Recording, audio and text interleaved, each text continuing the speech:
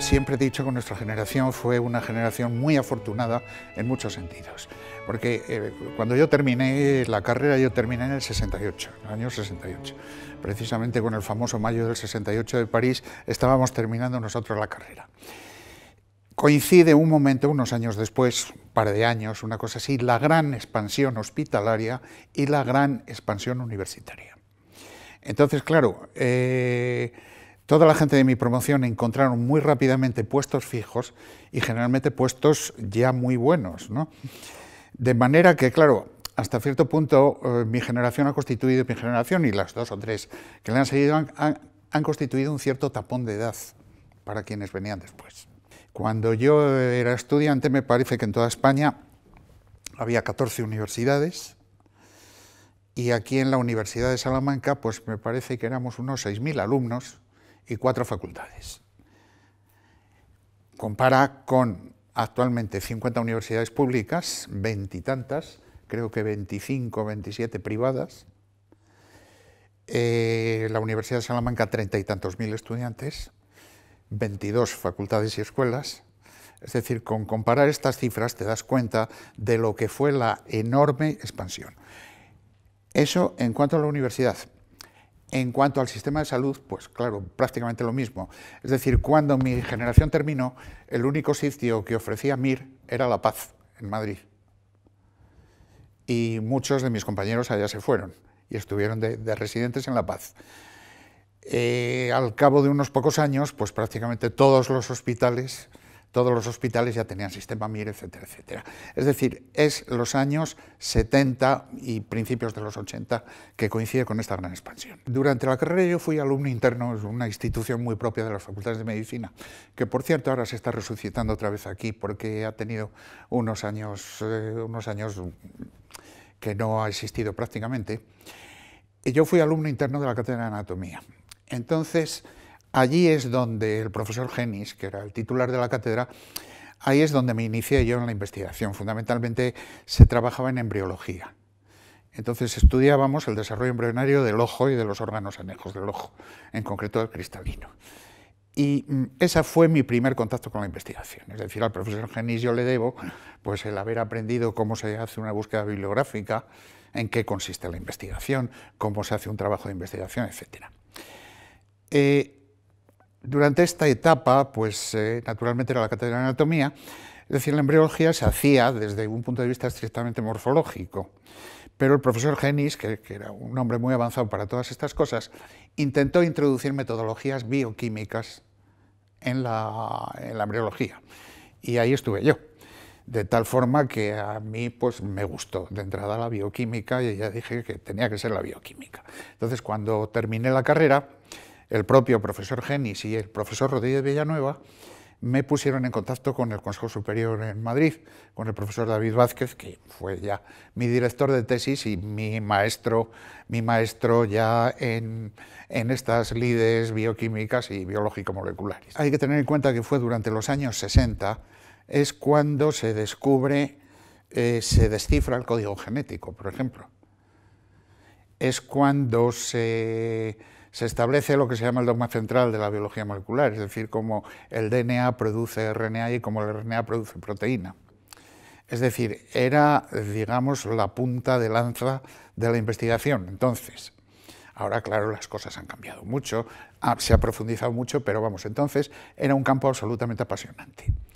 Y entonces con David yo estuve trabajando fundamentalmente en síntesis de proteínas y modo de acción de antibióticos.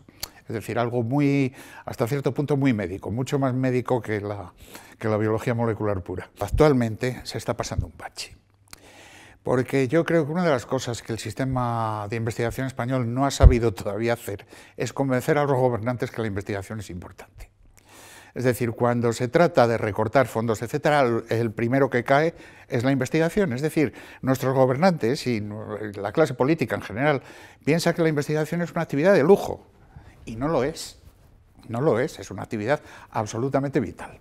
Bueno, dicho esto que se refiere al momento actual, yo también he vivido, y bastante en primera persona, lo que ha sido un gran salto científico de España a partir de los años 70 y 80.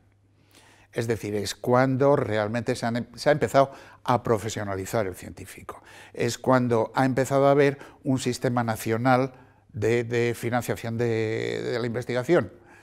Y naturalmente esto, lógicamente, actualmente todo el sistema, tanto universitario como el Consejo, ya está impregnado de esto. Yo considero la carrera universitaria como un todo, es decir, y en este todo, pues lógicamente también tienes que pasar periodos de gestión universitaria. Creo que es muy importante y casi debería ser obligatorio para todos, ¿no? En ese sentido, yo he sido vicerrector, bueno, fui también jefe de estudios en la Facultad de La Laguna, fui vicerrector, he sido director de departamento y he sido rector. Es decir, realmente conozco bastante de lo que es la gestión universitaria. Cosa que ya digo, creo que es importante para todo el mundo. Lo que más valoré es ser rector de la Universidad de Salamanca. Es decir, no es, y que me perdonen las demás universidades, no es una universidad cualquiera. Es una de las universidades más antiguas del mundo, la cuarta o quinta universidad más antigua del mundo y desde luego la más antigua de España, ¿no? Esto se nota en muchísimos detalles, ¿no? Se nota hasta cómo se comporta el personal administrativo de esta universidad, es distinto a cómo se comporta en otras universidades. Es decir, entonces, claro, es algo muy importante ser rector de la Universidad de Salamanca. Ahí está una espléndida realidad que es el parque científico, que precisamente el otro día pues, salió una noticia en la prensa que da trabajo a 800 personas, ¿no? Creo que eso ya es muy importante. Allí está también, pues, allí en lo que es el campus de Villamayor, está el CIAL, el Centro de Investigaciones Agrarias Luso-Español. También en mis tiempos se hizo el edificio en neurociencias. Es decir, y se acometieron algunas obras de reforma muy importantes aquí en el Instituto del Cáncer. Es decir, también, pues, por ejemplo, en mis tiempos se hizo odontología. Pero vamos, esto forma parte de una inercia, claro, que naturalmente también tienes que tener voluntad de ponerlo en marcha. Es decir, no basta solamente con que te lo aprueben, hay que ponerlo en marcha, hay que licitar, hay que pelearse para que la cosa vaya para adelante, ¿no? En este sentido, pues ya digo, una cosa básicamente inercial, pero vamos, se hicieron bastantes cosas. No obstante, ciertamente yo, pues, por recordar evidentemente el parque científico de Villamayor, creo que es una cosa además que persistirá, ¿no? ¿Qué ocurrió en el séptimo centenario? España era un país aislado internacionalmente, totalmente aislado. Estamos hablando del año 53, 54. El rector de entonces, el rector don Antonio Tobar, supo vender muy bien la cuestión del séptimo centenario de la universidad al gobierno de entonces, que vio una ocasión, digamos, para abrir internacionalmente la proyección de la universidad. Afortunadamente esa circunstancia no se da ahora. España ya no es un país aislado, ya no es un paria internacional como era entonces. Claro, nos congratulamos de esto, pero aquello que digo fue muy bueno para la celebración del séptimo centenario.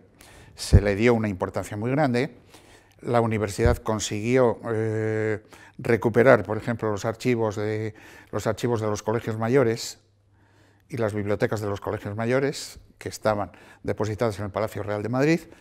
La universidad volvió a conferir grados de doctor y se acometieron obras de infraestructura que, para aquel entonces, fueron muy importantes. Por ejemplo, el Colegio Mayor Fray Luis de León se hizo entonces.